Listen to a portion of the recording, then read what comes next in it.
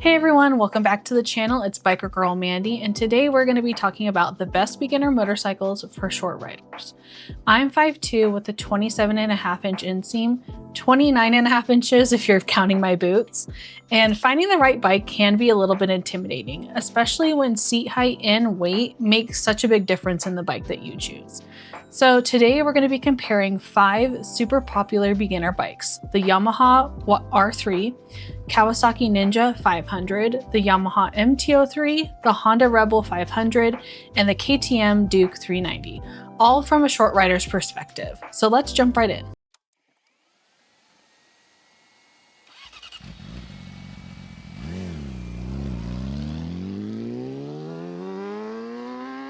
First off, we're going to talk about my favorite choice for a beginner rider and the bike that I personally chose for myself, which is the Yamaha R3.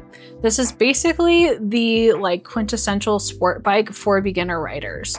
It has 41 horsepower, it's about 375 pounds wet, and it has a seat height of 30.7 inches.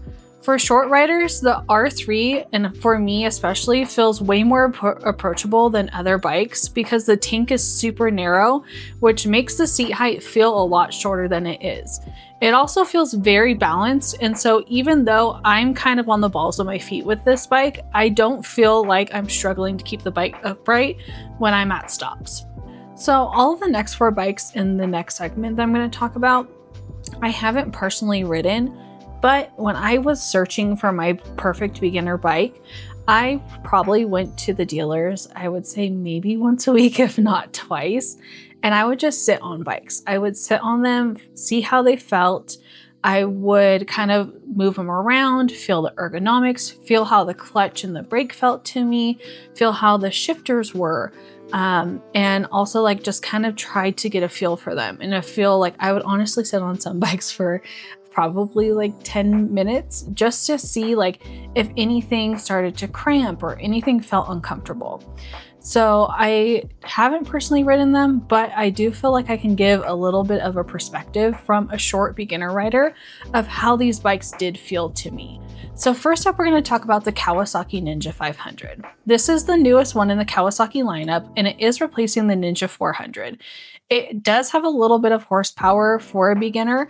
It's about 51 horsepower, but if you are really good with your clutch control and you do feel like you can handle that power, it might be a good option for you. The seat height on this is 30.9 inches. And I'm going to put a little infographic here for all these bikes just so you guys have them. So it is 0.2 inches higher than the R3. And it is 377.1 pounds for the ABS model and 372 pounds if you do get the non-ABS model. What I can say about this is I am still kind of like my R3 on my tiptoes for this bike.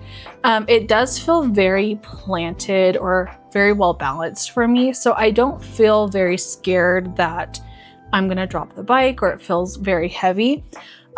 One thing I do feel like I noticed with some of the bikes, and it might just be a me issue, is my calves tend to hit into the foot pegs. So when I used to try bikes on, I would get some gnarly bruises on my legs from some of these bikes. And what I noticed with the R3s, they don't really hit into me. So for me, that's kind of one of the things that steered me away from the Ninja. I do have to say one nice thing about the Ninja is the handlebars do feel like they are a little bit higher, so you're kind of a little bit more upright than the R3, where the R3 you're kind of a little more hunched down. So this could be a very good option for you. It does have a little bit more power than the R3, but the ergonomics are still super friendly for short riders and for beginner riders. Your tank is also still really slim, so it does help you kind of feel like it, even though the seat is a little taller, is pretty low to the ground. So that does help a lot. Next up in this list is the Yamaha MT-03.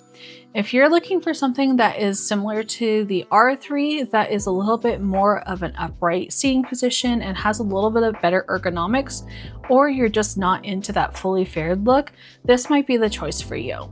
It has the same exact engine as the R3 and pretty much all the same specs. once again, I'll put some infographics there so you guys can see this. One thing is, it is a naked bike, so it doesn't have any kind of windscreen or anything like that. So that might be something you want to look into, just because if you're riding on the freeway a lot, it might cause a little bit more wind or drag or anything like that. But all in all, I love the R3, and I'm sure the MT-03 is just as amazing. It was definitely a close second contender for me. I was really kind of up in arms about the two. What really pushed me over is I've always loved fully faired sports bikes. So I kind of just was like, I have to go with something I've always loved. And that's what pushed me over with getting the R3 over the MT-03.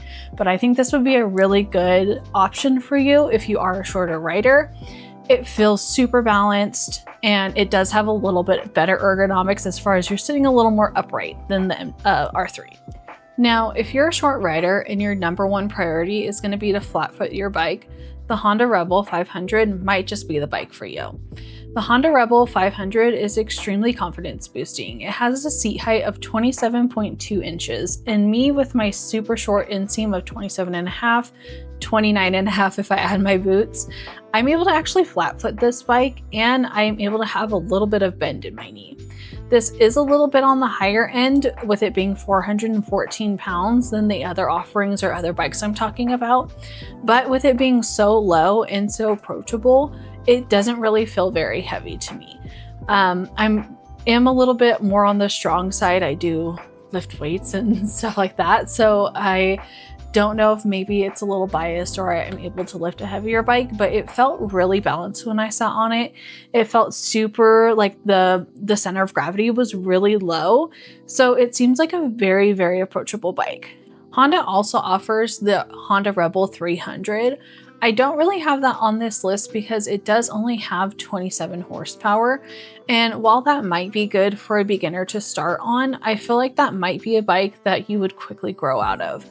I definitely, like with my KLX 230, it has 17 horsepower, so it does still have 10 horsepower more, but I definitely felt like that thing, it wasn't rideable, especially on the freeway for me. So I would say that if you're looking to ride highways or have a bike that you can kind of grow into a little bit, the Rebel 500 would probably be the better choice for you. And last but certainly not least is the KTM 390 Duke. This is one that for me, I probably would have to definitely pass on if I was a beginner looking at this, because for me sitting on it, and I'll throw some pictures here, I honestly wasn't able to put both feet or even like tiptoe of both feet on that bike. It's definitely a bike that I would say is like a one footer, or one that when you come to stops, you only put your one foot down. So if you are comfortable with doing that and you're a beginner rider or a short rider, I would say go for it. It definitely, is known for being, KTMs are known for kind of being like the fun, peppy, super cool bikes to ride. But with the tall seat height, if I was starting out on that, I would probably have dropped my bike a ton of times, especially for where I live.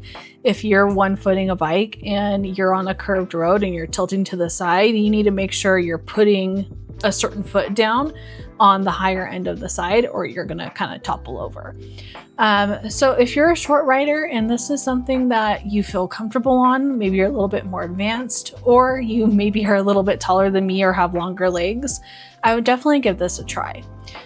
For me, I sat on the Duke 250. I think it was a 250 Duke, if I get the model name wrong here. Because it was right next to it at the dealer, and that thing felt a lot better. I'm not sure about how the power is on those things, but definitely I would maybe check those out if you are interested in the KTM, because that to me felt more approachable if I was a beginner and being so short. So that is definitely what I would recommend. So for me, what I would tell a rider, don't go by just what I say or what my opinion is, because what might fit me might be totally wrong for you. Like I said earlier in the video, I honestly spent months and months of sitting on bikes and finding which bike fit my body correctly or fit me correctly before I actually pulled the trigger and bought the bike. So make friends at your local dealership, go there often, sit on bikes, see what feels good for you, because you're not going to know until you get on bikes. And the crazy thing for me is, as I've gotten better at riding and gotten more comfortable on motorcycles, I'm able to sit on bigger and heavier motorcycles and feel more confident leaning them over and getting them off the kickstand. So definitely, if you're a beginner rider, go hang out at your local dealership, make some friends with the salespeople, and just sit on some bikes and see what feels good for you. Different things like the handlebar position, your, clutch, your lever positions, how big your tank is, all of those things are going to affect the way the bike feels for you. So that's my biggest piece of advice. And if you take away anything from this video, that would be my biggest takeaway, is go sit on bikes, see what feels good for you, because everyone is different and every bike fits every person differently. So I honestly have no shame in my game and had no problem. And the dealers honestly didn't care. Sitting on bikes for 5 minutes, going all the time to just see what felt good for me. So that would be my biggest piece of advice if you're a beginner rider, especially if you're a short rider, is just go sit on everything. Maybe not the super tall bikes unless you want to, but go sit on everything and go just see what feels good for you. And, you'll find the right one. And for me, when I sat on the R3, I kept going back to that same one and I kept really loving it over everything I would sit. And then once I narrowed it down, I kind of was sitting back to back to see the differences and which one felt better for me. So that's my breakdown of some of the best beginner motorcycles, especially for shorter riders like me, and some tips and tricks of what to look for and what you can do to find the right bike for you. So let me know in the comments what bike you started out with and which one you currently ride or you're thinking of buying next. Don't forget to like and subscribe, and I'll see you in the next one. Bye.